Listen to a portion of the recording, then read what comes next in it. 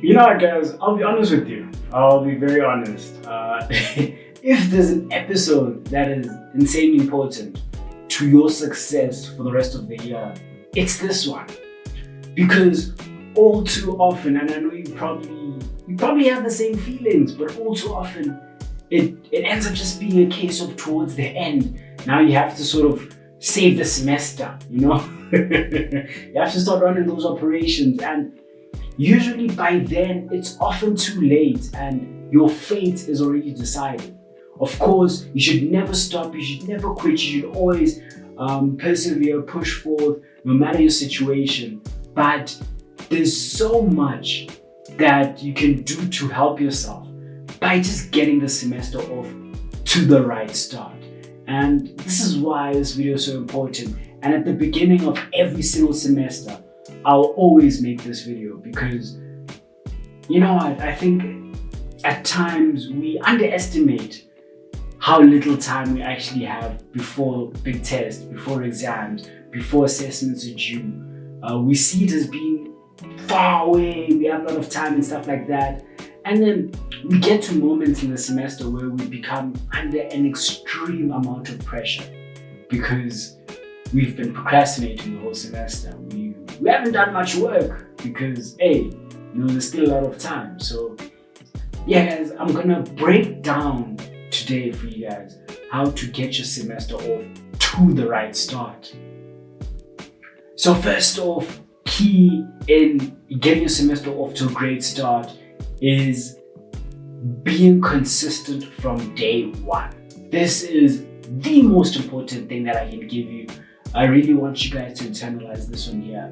But the key to success, or one of the biggest keys to success in university, is consistency. And I think I've said it across 2 or 3 videos now on this channel. But consistency is not perfection. You need to remember that. Always never forget that. Consistency is not you being perfect, you getting everything you want to get done, you being the perfect definition of a student. No, not at all. Consistency is essentially you always showing up and doing something. That's so important to understand. So the earlier you adopt consistency in the semester, the greater the chances of your success. So from day one, from the first day of your semester, or maybe if you've already had your first day, that's fine. But from the very next day, you have to make sure that you consistently show up for yourself every single day in whatever way possible. So when I say this, I don't necessarily mean you have to not get a lot of work done every single day. You have to be a super student. No, not at all. That's why I say in whatever way possible. I think one of the biggest sort of things you can be consistent in is attending lectures. I think this, it's important that you develop the right habits, and you attending lectures, you constantly showing up for your lectures, essentially wires your brain towards showing up for your academics in other ways as well, whether it's doing assignments, doing homework, studying, practicing your work, all that stuff. The first point of contact is your lecture. So I'd say, and especially for the really important module, please, from day one, guys, do yourself the favor and show up to every single lecture. Do that for me, because if you do that, you really do put yourself at a better space, especially towards exams, especially towards the big tests.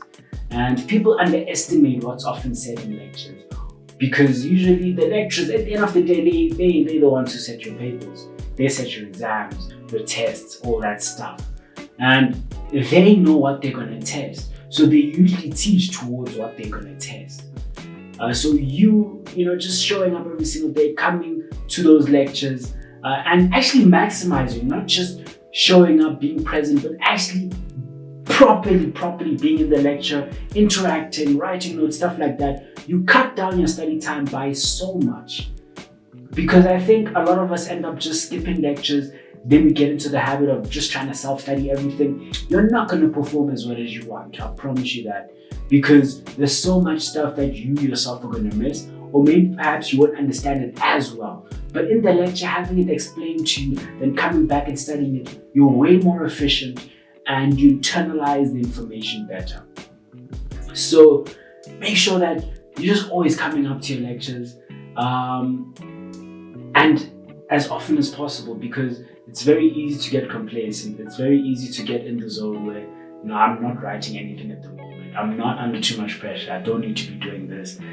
I know that's probably how most of us think, honestly, and I was there as well. But I truly found the value of attending lectures. I think especially in my postgraduate year, because obviously this was the toughest year, and I think if I didn't attend all the lectures that I did, and as consistently as I did, I wouldn't have passed postgrad. So get into that habit early, make sure you just start out with a bang in your semester. And I think one thing that you can also do as well is from the very beginning, as early as possible, guys, plan out your time. Sure, I think this is one that I always tell, you guys, when you guys message me on WhatsApp, the thing that I always fall back on is time management. How well are you managing your time? Where does your time go? Because we always say that there's not enough time to do this, to do that, to get all this work done. We don't have enough time. And I was there as well once. I know the feeling. But once you start getting into the habit of planning your time, allocating your hours, knowing where you're spending your time, once you start to get into these habits, guys, it's gonna make a world of difference. And don't take my word for it, but actually apply it for yourself. Give yourself 2 months where you're planning your time. Every single week, you just jot down what you're gonna do with the hours. You don't have to plan for every single hour. What I do in sort of time management is I create blocks of time where essentially I just allocate tasks to maybe a 3-hour block, saying within these 3 hours I'm gonna try study this, and maybe get this done as well. Because that also allows me to be a bit flexible with my time. Should life happen, should things come up, all that stuff, I'm still able to maneuver and stuff, because we're not robots. You can't, function as a robot. You're a human. Things come up. This is life, guys.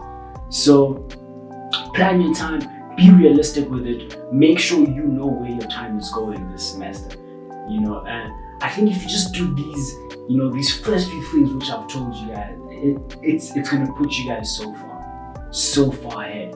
But I think this last one today, is, I'd say, just as critical, and I want to put you guys, over the top and make sure that you guys really have the best start to the semester. I think one really important thing that you guys can do for yourselves, just to have an understanding of what's coming up, is basically look at your calendar for your modules, or maybe look at the due dates for your modules, whatever has dates, whether it's dates of assignment, dates of tests, dates of exams. Check your study guide and just familiarize yourself with when things are due for all your modules. It's going to be a very tedious process.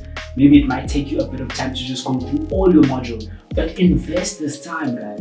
Take all those things and take an Excel or Word document, something that you can view often, and just summarize it. Or maybe even a calendar on your phone, something. Just summarize the due dates for yourself, so that you have a thorough understanding of what is due and when it's due. This is so important, because so often we just wing it as students. We just we go with the flow. But hey, you're gonna get to a time where it starts to get hectic and the course starts kicking you seriously. So you just having that understanding ahead of time in terms of when things are due, what's due, all that stuff, mentally allows you to prepare for that. And if you need to work in advance, you'll see you need to work in advance, because you know that this month is super busy.